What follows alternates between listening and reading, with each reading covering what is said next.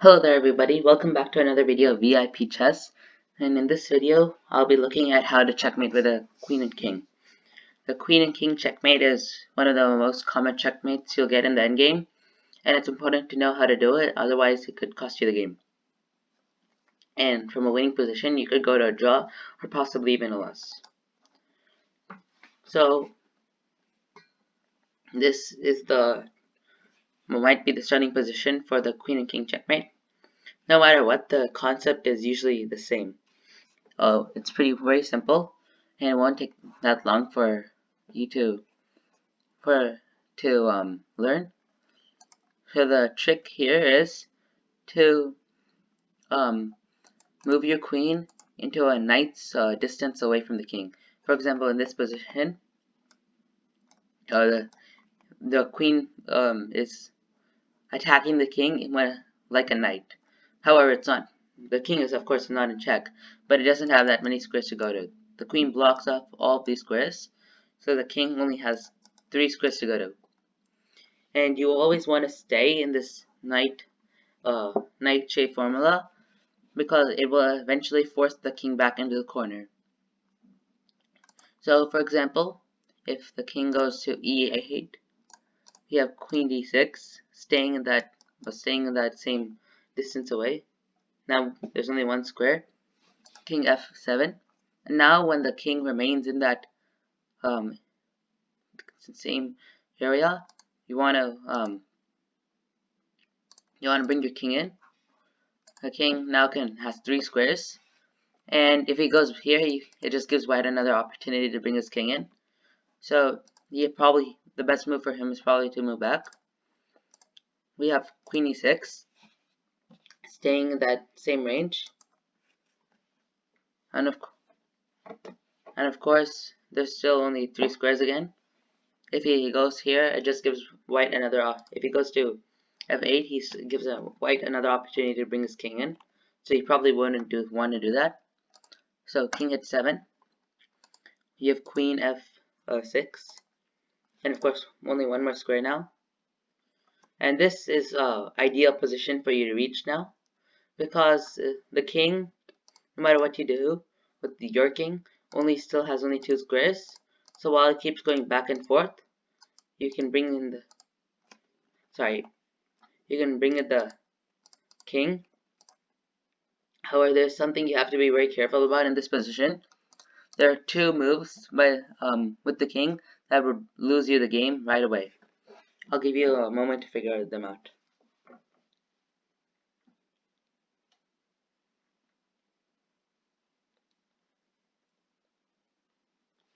The 2 moves in this position that would lose you the game, or at least not win you the game, are king g6 and king h6, because no matter in either of these squares, it's stalemate right away, and the king doesn't have anywhere to go. Stalemate is when the king can't make the other side can't make a move, and black can't make a move unless he goes into check. So of course those are the blunders. Those are the 2 moves you wouldn't want to do in this position. So white would probably want to continue with queen e7, king h8 by black. Now white brings his king in a move later, and now checkmate is unavoidable.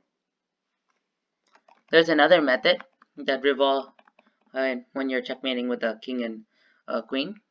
It involves forcing the king back one slowly.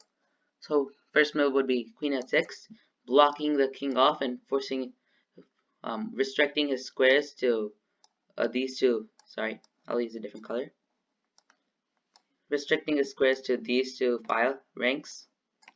So if he moves back, that would only make the job easier for white, because after queen h7, no matter where the king goes, the white king will easily come in. And then there'll be checkmate much quicker. So of course you wouldn't want to do that, and you would stay on the same rank. The white king will come in anyway, and then just go as close as possible to the king. Now in this position, no matter where the king goes, he gets forced back by the queen. If he went to sorry, if he went to a7, he would be met with queen b6. He has to go back, and of course this would be a nice trap for you if you were on the opposite side, moving back here. And if the white decides to bring his king in, he would run into stalemate once again. So of course you have to be careful. And in this position, it'd be better to just move back, because anyway the king is trapped on this file rather than. And now no matter where the king goes, there's checkmate in 2, and queen b7 checkmate.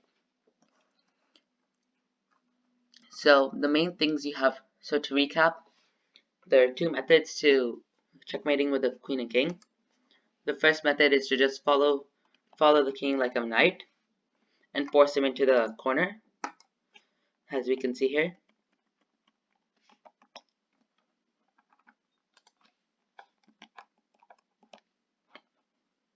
Sorry. First method is to just follow him like a knight,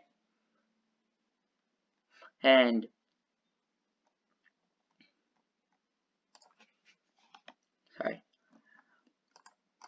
follow him like a knight.